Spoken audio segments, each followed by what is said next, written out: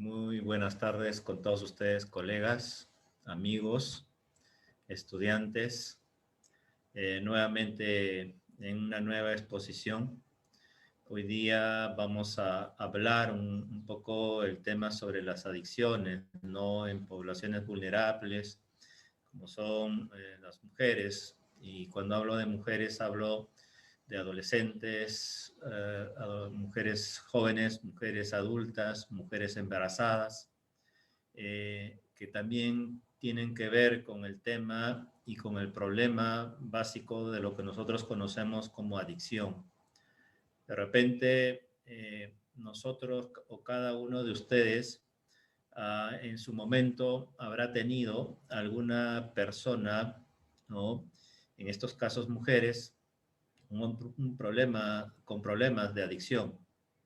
O de repente hemos tenido personas, mujeres, en nuestros centros o en nuestra vida, en nuestras atenciones particulares, y realmente a veces no hemos sabido cómo abordar este problema. Y a veces también hemos tenido mujeres que a veces ni hemos sabido que eran personas consumidoras. Esa es una de las grandes problemáticas que existe a nivel nacional y realmente que complica un poco el proceso del tratamiento de estas personas. Entonces, creo que es muy importante conocer, saber, ¿no? E informar y a su vez enseñar algunas estrategias, algunas técnicas para estas personas, porque una mujer o una mujer adolescente, una mujer adulta, una mujer embarazada, los problemas son diferentes. Entonces, un poco que nos invita a ver todo el panorama y realmente qué cosa es lo que podemos hacer con cada una de ellas, ¿no? Yo, que soy especialista en terapia conductual cognitivo, he desarrollado la especialidad en el tratamiento de adicciones con mujeres a través del programa GROW. Entonces, esto nos ha dado muchas herramientas, muchas formas de cómo es que nosotros podemos abordar cada uno de estos problemas. Pero no es tan fácil. No crean que es muy fácil, ¿no? Más bien es bastante complicado.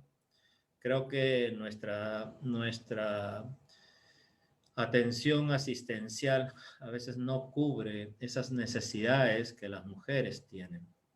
Muchas de ellas solicitan atención, solicitan ayuda, pero las instituciones del Estado no están casi preparadas para poder resolver sus problemas. Como por ejemplo, ¿no? Cuando una mujer con hijos tiene un problema y uno le dice, tienes que internarte, y entonces, ¿cómo quedan los hijos? ¿Con quién quedan los hijos? ¿No? Entonces, la institución no está preparada.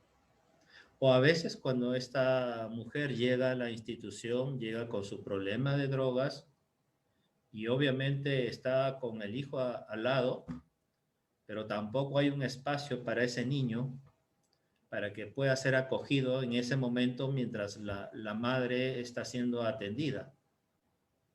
Muchas mujeres llegan a van por otras razones a veces a sus consultas y, por ejemplo, ¿no? Las obstetras, cuando atienden a las mujeres, ¿no? En sus momentos que tienen que atenderlas, a veces no saben ni cuenta se dan de que son personas consumidoras. Simplemente hacen las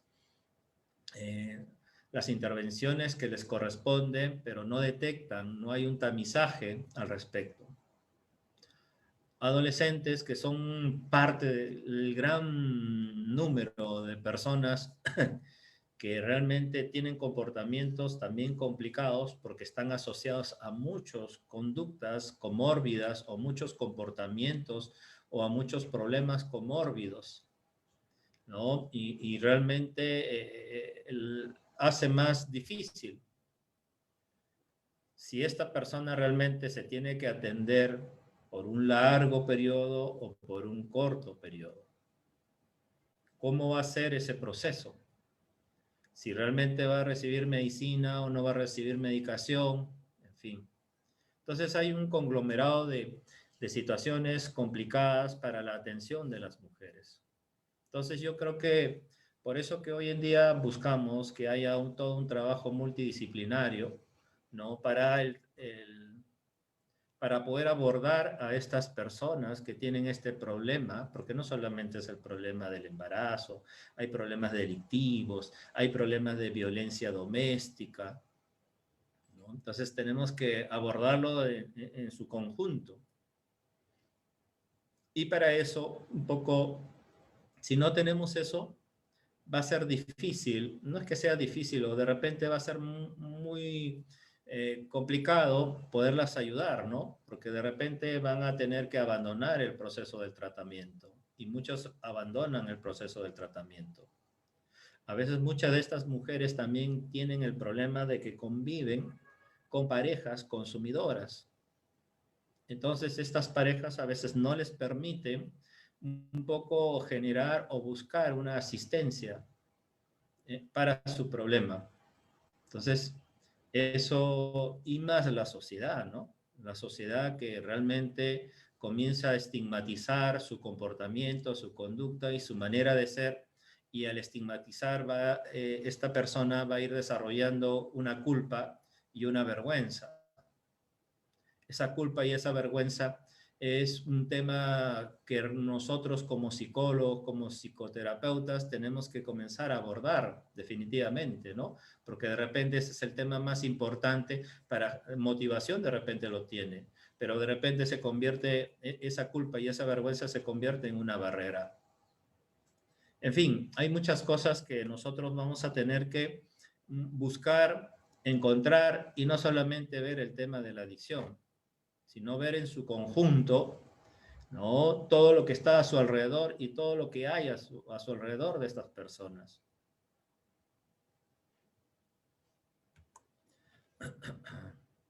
Ahí, un ratito.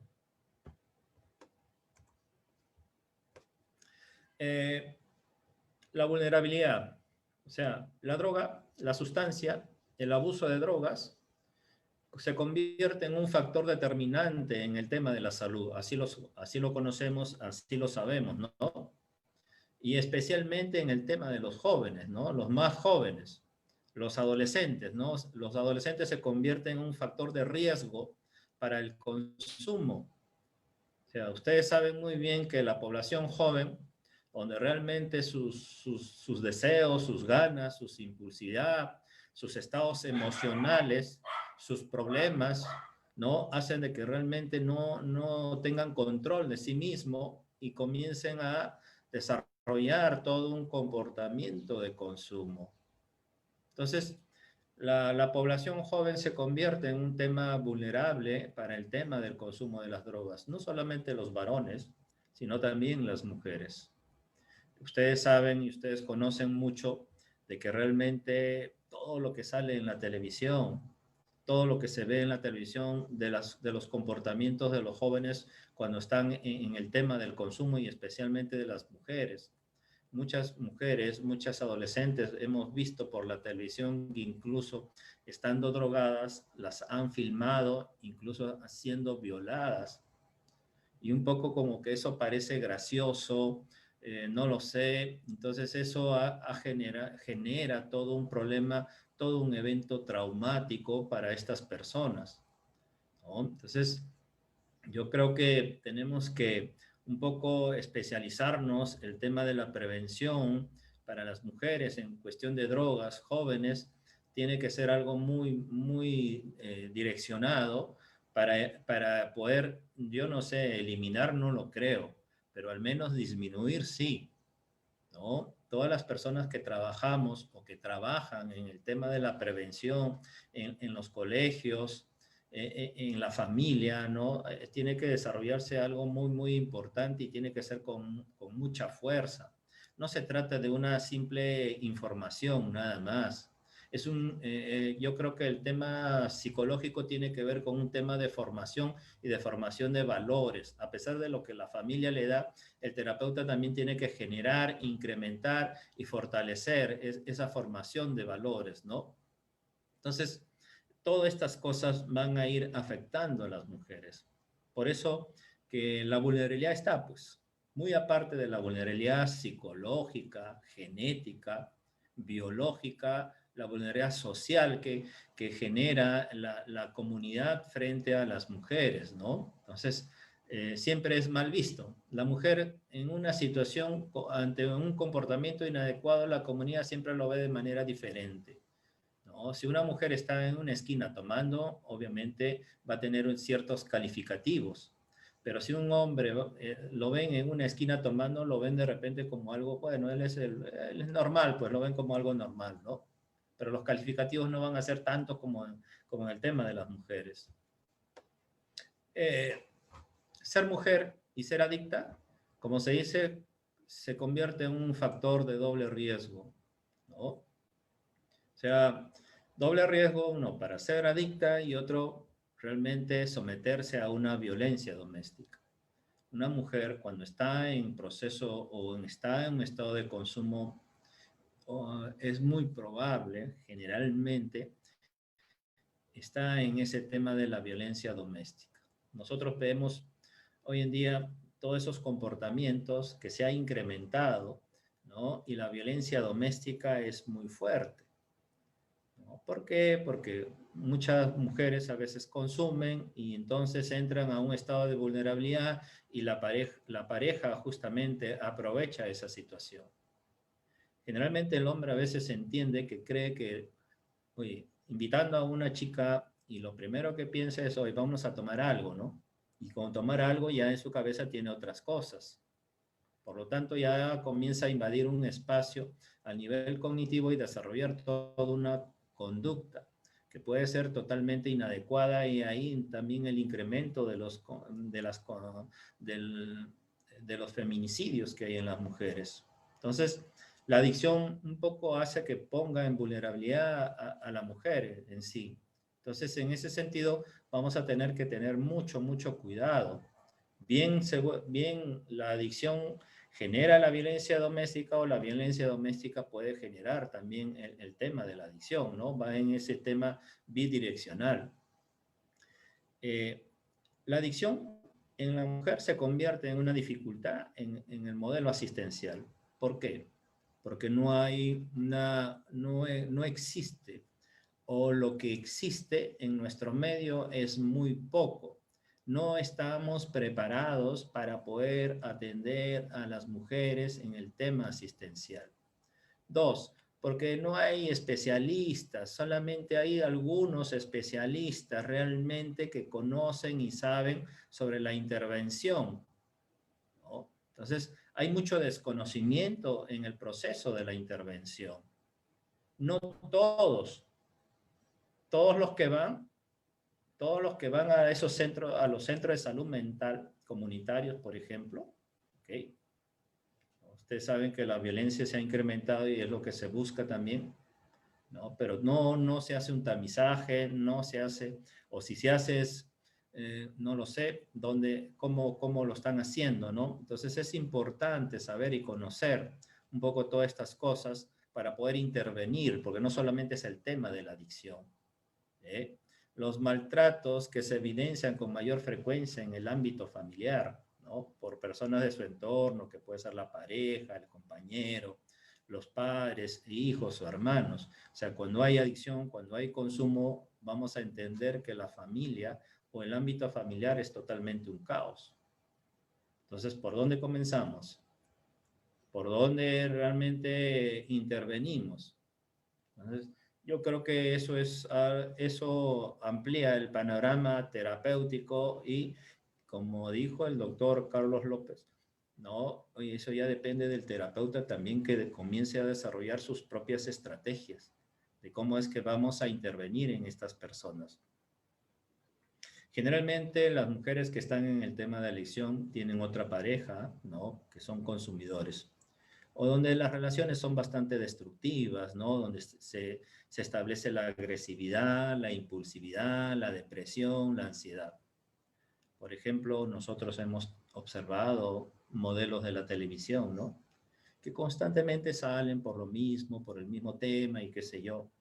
Y siempre es el mismo concepto, una pareja, otra pareja. ¿Y qué pasó? No, que mi pareja me golpeó, que mi pareja me avalió, que mi pareja me violó, que mi pareja me torturó.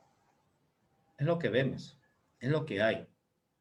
Entonces, un poco siempre vamos a entender que la gran parte de mujeres que están en el tema de consumo, también sus parejas son consumidores, son adictas, ¿no? Uno de los aspectos o que ha desarrollado esta situación de la problemática de las mujeres en el tema del consumo, obviamente es la pobreza. La pobreza ha conllevado a muchas mujeres. Obviamente hay mujeres pobres que se han desarrollado como tal y obviamente han logrado lo que han tenido. Pero también la pobreza ha afectado a ciertas mujeres, ¿no? Y ha determinado un desarrollo dentro de su vida, ¿no? Muchos de ellos o muchas de ellas están en el tema del pandillaje. Y están ahí con los demás. Ustedes van a ver no solamente los barristas que vienen caminando, hay hombres y mujeres. Hay mujeres que están metidas en el tema del vandalismo, están en consumo. Hay mujeres que están en el tema del sicariato, ¿eh? Y eso también lo vemos. La trata de menores, la trata de, ¿no? El trata de menores y de mujeres que cada vez se va incrementando más. Son mujeres que realmente están sometidas casi a la prostitución y que realmente están sometidas y obligadas, ¿no? A generar consumo y generar su propio consumo. Entonces, la minería informal también ha ayudado a todos estos aspectos, ¿no? Que muchas mujeres estén en el tema obligadas a consumir. Entonces, es todo un panorama no solamente de la persona, sino es un tema casi institucional, social, laboral. Entonces, y en el tema laboral también vemos cosas de ese tipo, ¿no? La etiopatogenia entre maltrato y adicción. O sea, hay una relación, ¿no? Una mujer que consume, hay una relación con el tema del maltrato. Muchas veces cuando estas personas han sido maltratadas, muchas de estas mujeres han sido violentadas, maltratadas, abusadas, violadas por el malestar, por el dolor, por, por el evento traumático por las cuales ellas han pasado. Su consumo comienza a ser de repente como una alternativa para aliviar esa violencia, para afrontar su miedo, para afrontar su ira. Cuando uno conversa con ellas, a veces dice, ¿por qué consumes? No, que no puedo dormir. ¿Por qué consumes? Porque me duele la cabeza. ¿Por qué consumen? Porque me están obligando. Y a veces, bueno, eso casi no lo dicen, ¿no? Pero lo hacen con miedo, ¿no? O sea, tengo que consumir porque si no me pego, me golpea, me obliga. Entonces, un poco eso, la relación que existe entre adicción y maltrato. El maltrato también predispone al tema de la adicción e incluso al tema de la automedicación, que es una teoría muy fuerte para volverse adicto. El suicidio, muchas mujeres se han suicidado, incluso se han suicidado con sus hijos. El abuso del alcohol, que comienza a incrementarse y que hoy en día creo que las mujeres ahora consumen más alcohol que los hombres. Entonces, estas mujeres que cuando comienzan a recibir tratamiento, de repente no por el consumo, sino porque dicen, no, cuando van donde el especialista, el psiquiatra, refieren, no, que no pueden dormir, que les duele la cabeza, que tienen migraña, que está con ansiedad, que está con depresión.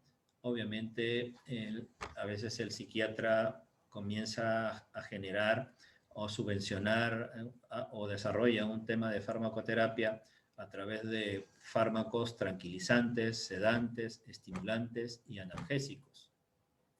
Y eso se convierte a veces en una automedicación suficiente para que estas personas comiencen, ¿no? Y piensen de que, bueno, eso alivia su dolor. Y es por eso que las mujeres en cuanto al consumo son diferentes al de los hombres. Mujeres consumen más benzodiazepinas que los otros tipos de sustancias.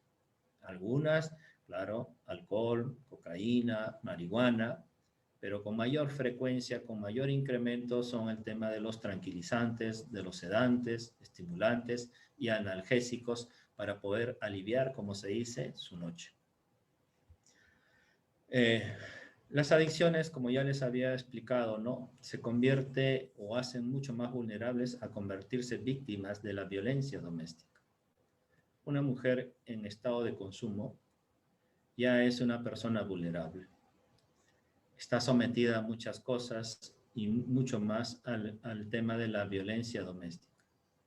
Tocamientos, violaciones, embarazos no deseados, y por lo tanto en ese proceso es una persona que le es difícil protegerse a sí misma y a sus propios hijos. O sea, esa persona se convierte en una persona totalmente negligente de todo su medio ambiente. Descuida a sus hijos, se descuida a sí mismo.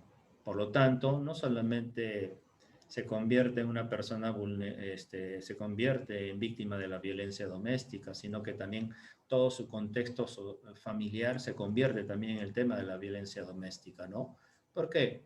Porque si papá o el agresor castiga o le pega a la mujer, el hijo también está observando y vemos que está llorando, está gritando. O sea, está siendo sometido a una tortura psicológica con solo observar nada más la conducta del otro. Y eso es bastante doloroso porque esa es una cadena, ¿no? Eso es una cadena donde el hijo observa y se convierte en un evento traumático y que en el tiempo se convertirá en un estrés postraumático. Entonces se convertirá en un comportamiento mucho más crónico. Como se dice, ¿no? Las mujeres que solicitan atención por drogas tienen mayor probabilidad de presentar maltrato. Tienen mayor probabilidad de presentar maltratos. Muchas de ellas, cuando van a atenderse por el tema de las drogas, sus parejas no quieren que vayan. No, pues, ¿tú para qué vas a ir?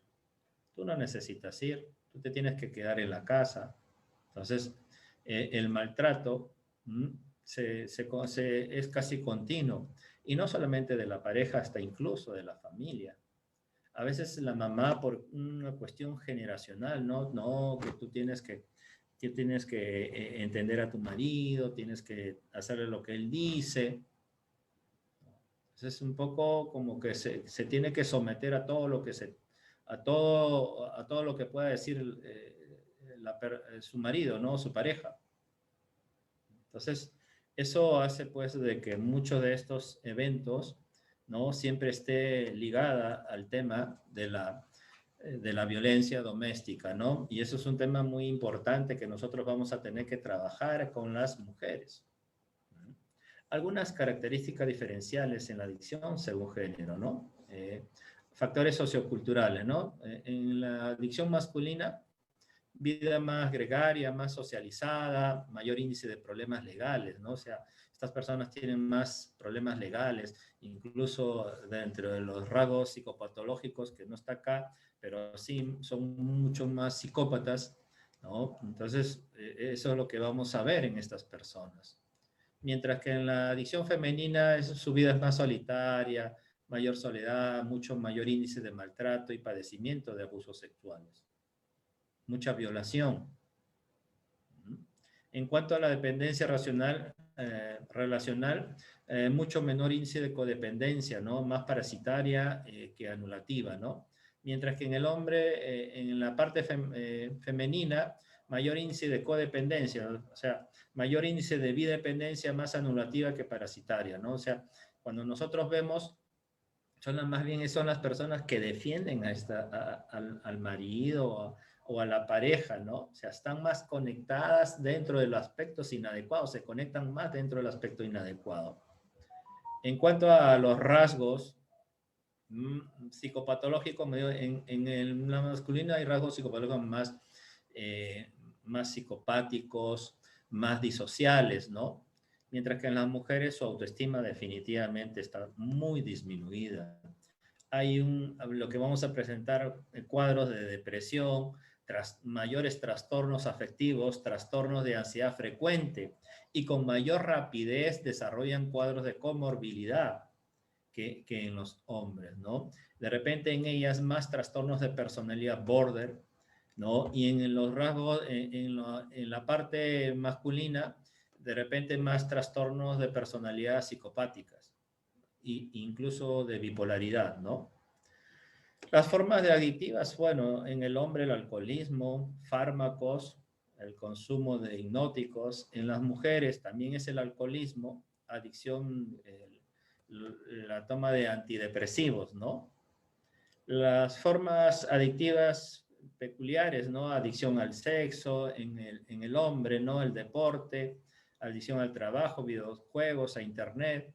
Mientras que en las mujeres vamos a tener la compra compulsiva, alimentos y el tema de la adicción también, ¿no? Acá hay un tema para analizar, es el estímulo estresor. Todos nosotros desarrollamos o tenemos estímulos estresores, pero vamos a tener tres aspectos muy importantes, ¿no? La parte vulnerable, la parte resistente y la parte resiliente. Muchos de nosotros a veces desarrollamos conductas resilientes, o sea, afrontamos ese estímulo estresor y no enfermamos, ¿no? Generamos nuestras defensas frente a lo más difícil, a lo más complicado. Hay mujeres también que desarrollan conductas resilientes, ¿no?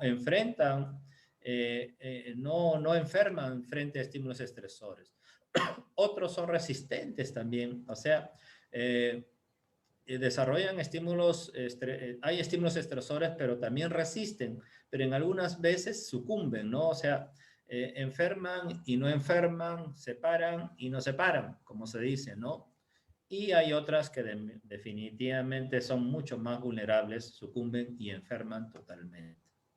Es algo, y eso tiene que ver mucho con los factores genéticos, los factores estructurales de su personalidad, factores psicológicos, ambientales, incluso el factor espiritual que es tan importante en el trabajo de las adicciones, ¿no? Entonces, tenemos que saber entender cómo es que nosotros vamos a tener que abordar estos aspectos que son muy, muy importantes, ¿no? Que son muy amplios y que son realmente constructos en la personalidad del individuo.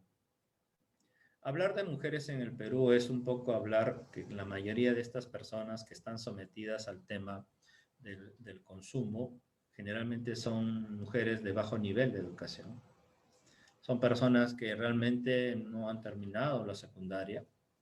Desde muy temprana edad han estado conviviendo con el tema del consumo, ¿no? Y ese es un problema muy serio, el bajo nivel de educación. Porque no solamente vemos el problema en las personas que están fuera, sino también en el tema que vemos muchas mujeres de bajo nivel de educación que están en las cárceles y que son adictas. Esas personas que son adictas, que están en las cárceles y son de bajo nivel de educación, tienen mayor violencia, tienen mayor maltrato. O sea, hay muchas mujeres que no saben escribir, muchas mujeres que no saben, tienen otro idioma y otras personas se aprovechan de esta situación, ¿no? O sea, no pueden resolver sus problemas, no pueden salvar sus problemas. Y entonces son maltratadas, son, como se dice el nombre, ¿no? Las coimean de diferentes formas y están por mucho tiempo en las cárceles. Mejor dicho, casi nunca salen. La pobreza, como ya lo dije, la pobreza juega un rol muy importante. Una necesidad de repente conlleva a otra necesidad, que no debería ser así, pero lo hay. Entonces, la pobreza implica realmente involucrarse y a su vez un poco buscar la manera y la forma de cómo sobreexistir y cómo aplacar el dolor de estas personas. Por eso que muchas de ellas están. Y con pobreza, bajo nivel de educación, imagínense. Por eso que muchas mujeres de bajo nivel de educación, con mucha pobreza, están sometidas a un maltrato, a una violencia doméstica, a ciertos eventos traumáticos. Y lo otro es la exclusión social, pues, la discriminación, la estigmatización que se da en mayor en las mujeres, ¿no? Son estigmatizadas, esa es la borracha, esa es la mala mujer que no cumple con sus hijos, que no cumple con el marido, que no cumple con las cosas de la casa, ¿no? Entonces un poco se le observa de otra manera, se le mira de diferentes formas y en vez de colaborar, ayudar, no, más bien la sociedad hace de que más bien la someta a una situación más difícil, ¿no?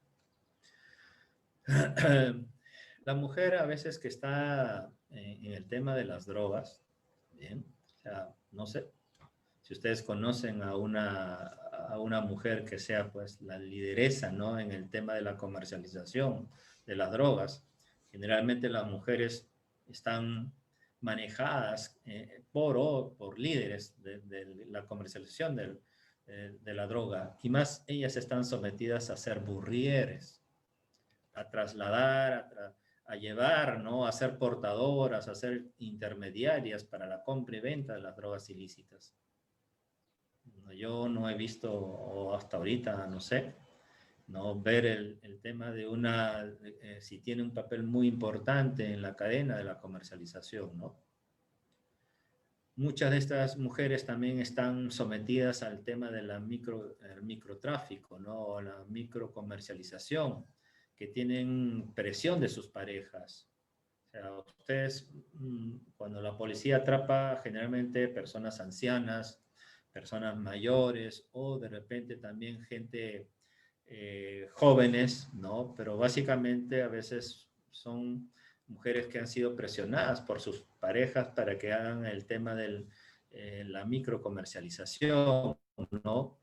Y algunos otros miembros de la familia, incluso los hijos, las hijas, también están sometidas para eso, ¿no? Para que ellos puedan vender las drogas en las calles.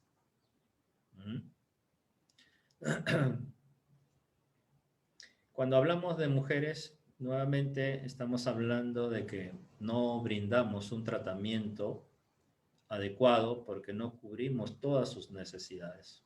Una mujer no solamente su necesidad es el tema de ayudarla en el tema de las adicciones.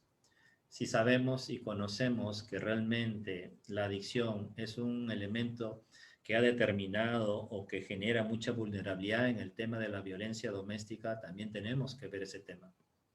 Tenemos que ver un tema, muchas de ellas también han sido embarazadas, a veces ni las mujeres que están embarazadas se dan cuenta de que están embarazadas por el propio consumo. Entonces, un poco es eso, ¿no? El tema psicológico, el tema ginecológico, el tema legal, el tema nutricional, juega un rol muy importante y entonces son necesidades para que estas personas puedan cubrir y poder desarrollar un mejor tratamiento. Muchas de estas mujeres que sabemos que están en consumo son arrestadas y obviamente porque están metidas en un tema ilegal, ¿no? O a veces porque están desarrollando conductas muy negligentes. Entonces, los hijos tienen que hoy muchos de esos hijos quedan sin supervisión. ¿Con quién quedan? ¿No? ¿Quién es la persona idónea para que los pueda cuidar? Entonces, creo que hoy en día la fiscalía no hace de que estos niños pasen a manos de realmente de una institución donde les pueda cubrir ciertas necesidades, ¿no? Pero generalmente muchos de ellos no tienen supervisión, no hay de un adulto capaz de cuidarlos y estas mujeres van a tener sentencias por un buen tiempo prolongado, ¿no? Son mujeres que están por un buen tiempo prolongado. Bien, ¿en qué se fundamenta todo esto, no? Los fundamentos de guiando la recuperación de las mujeres ¿no? Está en función a una teoría de la cultura relacional, ¿no? Que nosotros le llamamos GROW, la teoría relacional cultural. La teoría relacional cultural establece 4 elementos muy importantes en los cuales se tiene que basar este proceso o este tratamiento. Primero, entender de que en estas mujeres consumidoras hay eventos traumáticos, violaciones, vejámenes, abusadores, en fin, ¿no? Muchas de estas mujeres van a ir a desarrollar un comportamiento traumático y en el tiempo se van a convertir en patologías, ¿no? Complicadas y crónicas, como estrés postraumático, etc. Entonces, implica abordar, conocer, saber, ¿no? Estos eventos dentro de las mujeres. El otro tema importante son las barreras, las dificultades que se van a encontrar porque no hay, pues, ¿qué dificultades hay? Por ejemplo, ¿no? Las barreras para el tratamiento o la rehabilitación de las mujeres. Los hospitales, ¿qué dicen? Niños de menor de edad no deben ingresar a un hospital. Esos son los hospitales generales, hasta en los hospitales psiquiátricos. Pero los niños son un elemento muy importante en el proceso de tratamiento y motivacional para la mujer. Entonces, si decimos niños que no deben ingresar, todos esos protocolos van a tener que cambiar en el tiempo, porque los niños son un elemento muy importante dentro de la motivación de la mujer, ¿no? Entonces, vamos a tener algunas barreras complicadas, difíciles, legales incluso, ¿no? Que tenemos que comenzar a trabajar. Las mujeres que abusan, ¿no? Las sustancias que ya se sabe, que ya los hemos explicado, por qué lo hacen, por qué se dan, ¿no? Que tenemos que trabajar exclusivamente en el tema de la adicción y las mejores prácticas. Las mejores prácticas son elementos muy importantes de lo que estamos haciendo y de lo que se hace validar en el tiempo, porque eso está dando resultados. Entonces, en el tema del tratamiento de las mujeres es muy importante que creo que casi todo vale. Todas las teorías van a tener que ayudan mucho en el proceso del tratamiento de las mujeres. O sea, es un tema mucho más holístico. Cada aporte para la mujer y que realmente conlleve a un grado de satisfacción, de motivación, de haber dejado el tema de las sustancias va a ser muy importante. Entonces, las mejores prácticas desde el inicio, ¿no? Desde la manera como es que llega la mujer, ¿no? A un centro asistencial. El portero cómo la trata, cómo maneja esa situación y que no la vea de una manera diferente, ¿no? Entonces yo creo que las mejores prácticas son muy importantes y eso va a ayudar a que mejore su motivación. Porque esa persona que llega a un centro asistencial lo hace con mucha vergüenza. Está rompiendo, saliendo de su casa con mucha culpa y a su vez con mucha vergüenza para llegar a un lugar y contar lo que tiene que contar. Que es primero, que es consumidora, segundo, que ha sido violentada y que a veces no lo quiere contar. Pero si le vamos a presentar esas barreras, esas dificultades, obviamente no vamos a poder ayudar. Por eso es importante, cuando hablamos de de la teoría de la mujer necesita algo muy importante, ¿no? Que es las relaciones que puedan darse. Pero bueno, eso lo vamos a ver después. ¿Qué patologías más frecuentes diagnosticadas vamos a encontrar en las mujeres? Mira, generalmente trastornos afectivos, episodios de depresión mayor, trastornos distímicos. En los hombres, trastornos de personalidad paranoide, esquizoide, esquizotípico, antisocial, narcisista, obsesivo compulsivo. Mujeres agorafobias y fobias específicas, crisis de angustia, ansiedad generalizada, dependencia, medicamentos y alcohol, trastornos alimentarios, trastorno bipolar, disfunciones sexuales, trastorno de personal límite, trastornos esquizoafectivos. En el hombre, trastornos celotípicos, esquizofrenia, episodio mixto, maníaco, depresivo, abuso de sustancias, de alcohol, cocaína, marihuana, etc., desviaciones sexuales, parafilia, sadismo, etc., etc., ¿no? Son las diferencias, ¿no? O las patologías más frecuentes que se ha diagnosticado entre mujeres y varones, ¿no? La teoría relacional cultural, de lo que estábamos hablando, practica algo muy importante para el proceso del tratamiento. Uno de ellos es la empatía, que es un proceso cognitivo afectivo complejo, no es fácil. No todos somos, o de repente yo puedo ser el mejor terapeuta, pero no necesariamente puedo ser la persona más empática en todos. Es complicado porque es un proceso cognitivo afectivo complejo. No solamente es cuestión de ponerse en el lugar del otro, como a veces lo decimos, ¿no? Es entender, comprender, procesar, ¿no? ¿Qué es lo que le está pasando a esa persona, ¿no? Aperturar la experiencia del otro, ¿no? Buscar un insight de una conciencia más profunda de su personalidad, de sus relaciones interpersonales. Pero no solamente es la empatía, sino también debe haber una mutualidad, o sea, una empatía recíproca, no solamente terapeuta hacia paciente, sino paciente hacia terapeuta, ¿no? Afirmar la personalidad, desarrollar esa personalidad, ser parte de una unidad relacional que genere confianza, seguridad, que comience a empoderar a las mujeres, ¿no? Sin que pueda recaer, básicamente. Esa es la importancia y esos son los conceptos claves, ¿no? De las personas. Este es el flujo y reflujo de las relaciones. Todos desarrollamos estas conexiones.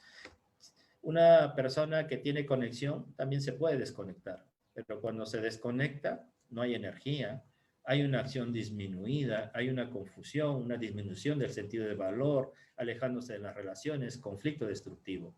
Pero después puede conectarse y al conectarse genera mayor energía y acción, claridad, sentido de valor, de valer la pena, el deseo de hacer más relaciones y mejorar el conflicto, ¿no? Por lo tanto, hay una conexión mejorada y eso es lo que buscamos, eso se da en las personas normales. Pero una mujer, cuando realmente no tiene conexión, obviamente no tiene energía, se deprime, se siente sola, se siente que realmente nadie lo quiere, nadie está con ella, no lo acompaña, hay mucha confusión, no se siente consigo misma, disminuye fácilmente su baja autoestima. Entonces esos elementos son muy importantes cuando la mujer se desconexiona. Los marcos de intervención, cómo es que vamos a trabajar e intervenir en estas personas, ¿no? Básicamente yo les había dicho, era el tema de la culpa y la vergüenza, que es muy, muy importante, ¿no? Y un poco de seguir valorando, ¿no? Con intervenciones multidisciplinarias, que se debería evaluar o tener una historia del maltrato físico, emocional o sexual, no dejar de lado, no solamente es cubrir la parte de la adicción.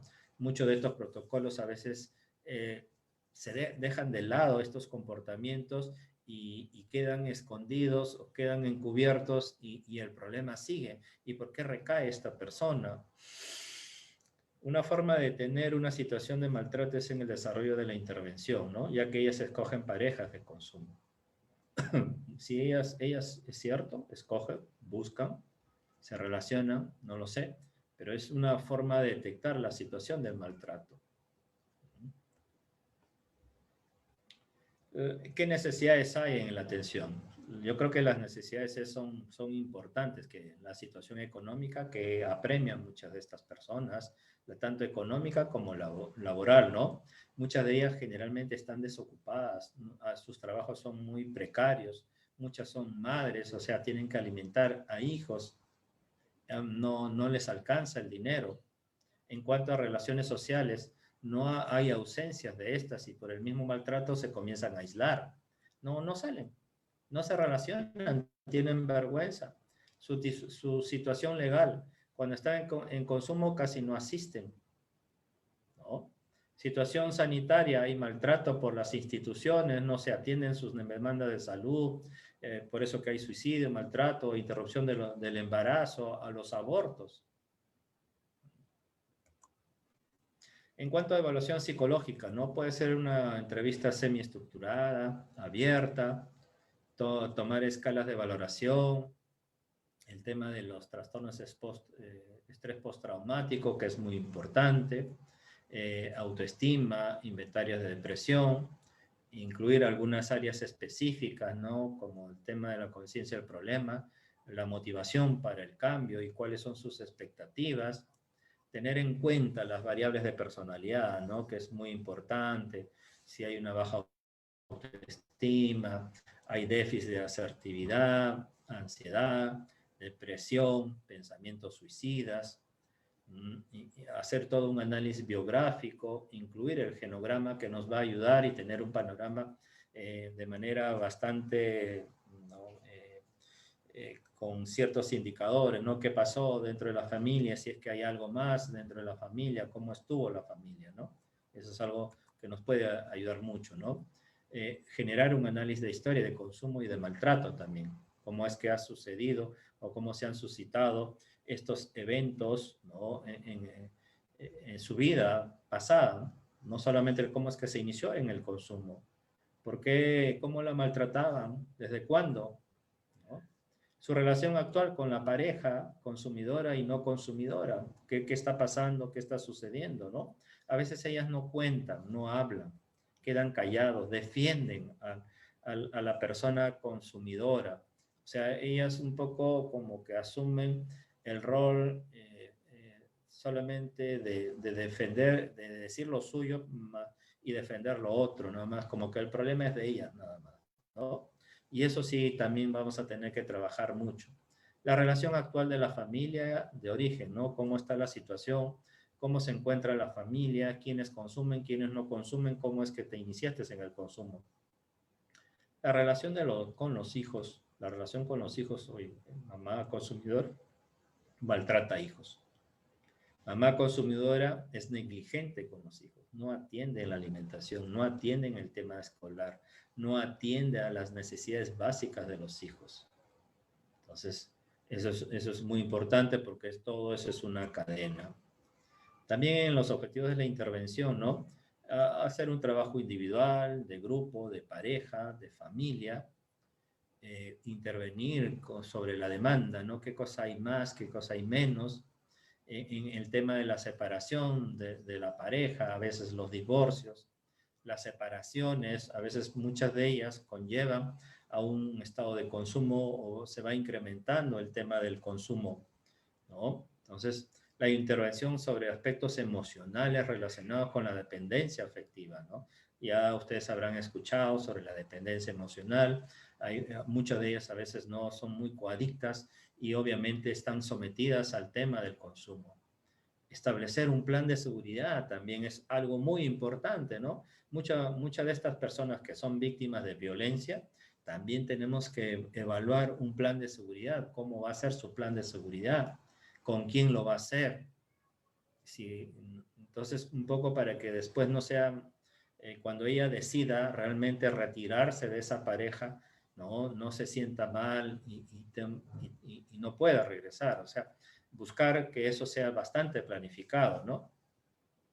Intervención sobre la relación con los hijos y la familia, que ya lo hablamos.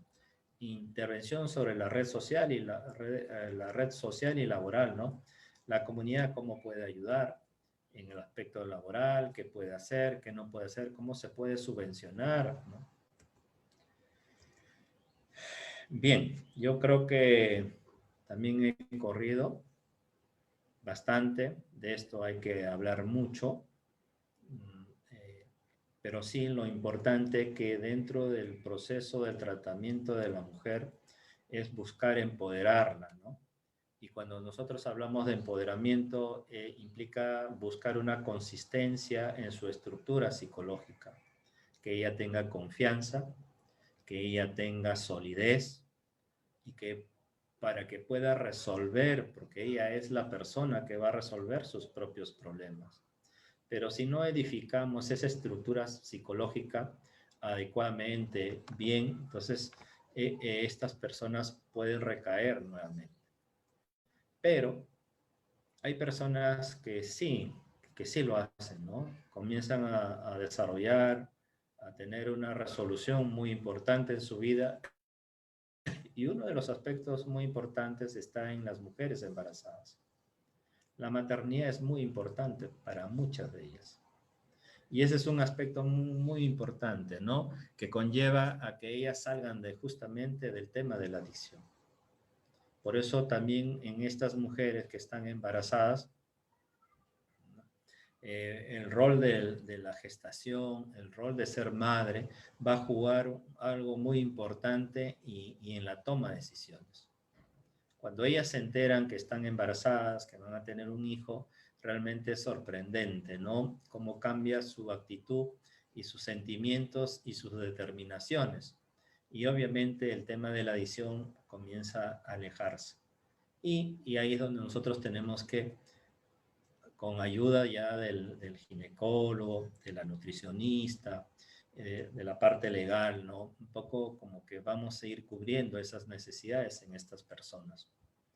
En fin, creo que podemos seguir hablando más, no lo sé, pero creo que esta es la parte más sucinta de lo que nosotros podemos hablar en cuanto al tratamiento de las adicciones en las mujeres.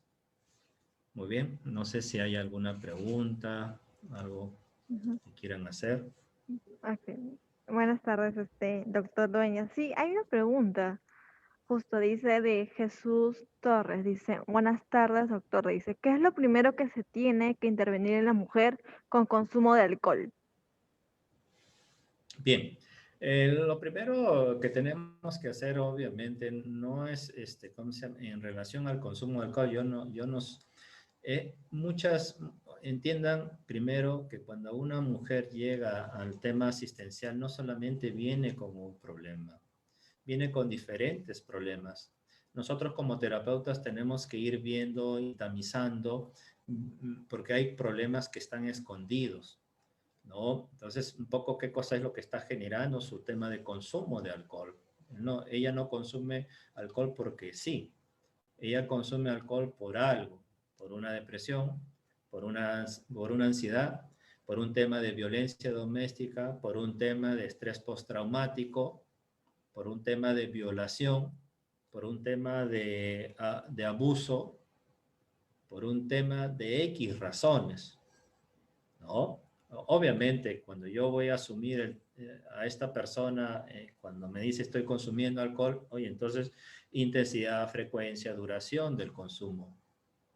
¿Qué es lo característico? Es lo más simple, ¿no? ¿Cuánto consumes? ¿Con qué frecuencia consumes? ¿Con qué intensidad consumes? ¿De qué hora consumes? ¿Con quiénes consumes? ¿Dónde consumes? ¿No? ¿Qué consumes? ¿Qué tipo de alcohol consumes? ¿Ah? Entonces, de repente, no sé si eso es lo primero o no, pero yo creo que en su conjunto tenemos que evaluar, por eso tenemos un espacio, ¿no? Para poder registrar todos estos aspectos. Eh, Evaluar a una mujer como un hombre realmente implica un poco encontrar, yo siempre he dicho, ¿no? Es como un rompecabezas, por dónde comenzamos, ¿no? Lo importante es que al menos esta persona asistió a tu terapia, asistió a la consulta. Eso es algo muy importante. Entonces comienza por ti como terapeuta. Comienza a valorar que realmente esa persona al menos está frente a tu persona y comienza a explicarte su problemática porque no es fácil para esta persona hablar de que es alcohólica. Para llegar a tu terapia o a tu consulta, ¿no? Esa persona ha tenido que romper muchas cosas, ¿no? Para tomar la decisión y voy a hablar con alguien para que me ayude. Entonces, eso es lo más importante que tendríamos que hacer con estas personas, ¿no? ¿Alguna otra pregunta? A ver, doctor, voy a seguir viendo. A ver. A ver, a ver. Ok.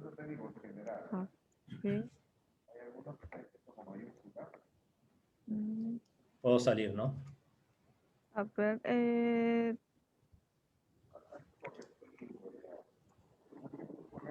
claramente era esa pregunta se generó. Lo demás fue una retroalimentación de los que estaban escuchando su ponencia, que decían que era muy interesante, que de verdad que es muy clara la conferencia, que realmente es que es muy interesante, muy buen tema de lo que usted está exponiendo en esta conferencia, que es tratamiento de las adicciones en mujeres. De repente, en algún otro momento podemos tocar cosas muy específicas de las mujeres, ¿no? Yo he hablado a través del fundamento de la teoría relacional cultural, ¿no? Los temas de los traumas, las barreras, las mejores prácticas, el tema de la adicción en sí misma, el tema de la comorbilidad. Es increíble el tema de la comorbilidad, ¿no? El tema, los eventos traumáticos, es increíble los eventos traumáticos.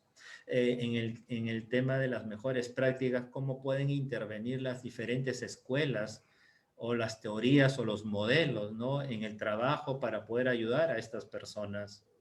Y las barreras que tenemos, pues es la barrera como que creo que de repente nosotros también sentimos cuando no nos atienden, cuando se demoran, que no tenemos esto, que no hay tal cosa.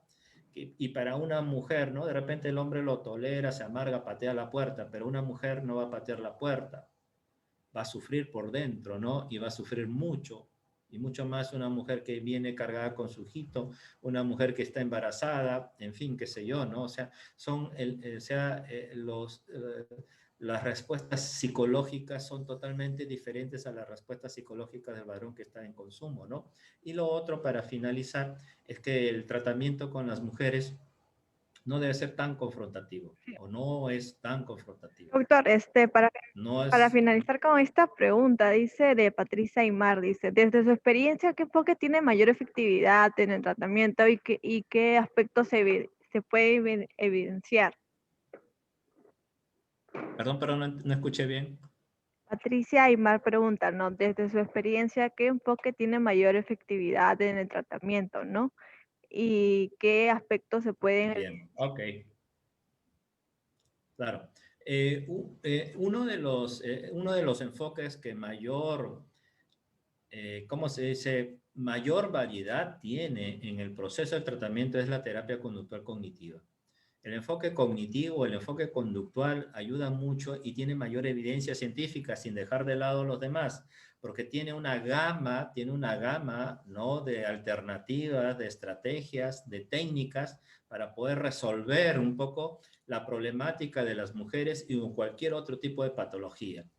Es más, sus estrategias, sus técnicas, sus alternativas ayudan incluso a mejorar cuando el médico psiquiatra está dando la medicina, ¿no? Estas estrategias ayudan a que la farmacoterapia también tenga su efectividad. Si no, no tendría efectividad. Ojo, ¿eh? Si no, no tendría efectividad. Y eso hay que tomarlo bien en serio, ¿no? No solamente es cuestión de tomar pastillitas, sino realmente hay que entender que el elemento psicológico, terapéutico y la fuerza está en la psicoterapia, ¿no? En las habilidades de afrontamiento que nosotros le podemos dar a estas personas. Y eso mucho va a depender del propio terapeuta, ¿no? El terapeuta es un elemento crucial en el trabajo para poder mejorar la vida de estas personas, ¿no? Porque va a dar y va a mejorar ciertas habilidades que son muy importantes, ¿no? Entonces, en ese sentido, el modelo que no sin despreciar los demás, porque por eso dije, ¿no? Que es un trabajo holístico, todo va a ayudar, va a mejorar, pero bueno, el que tiene mayores recursos en cuanto a alternativas, obviamente es la terapia conductual cognitiva, ¿no? Bien, creo que me voy a pasar. Sí. Bueno, doctor, Quiero, Dueña, le agradezco bastante, le agradecemos bastante aparte del Colegio de Psicólogos por su ponencia en el tratamiento de las adicciones en mujeres. muchas gracias a todos, espero que hayan comprendido y bueno, sigamos adelante en este tipo de trabajo. Muchas gracias, ¿eh? Muchísimas gracias. Saludos cordiales, Hasta doctor la Dueñas. próxima. Hasta la próxima. Cuídense.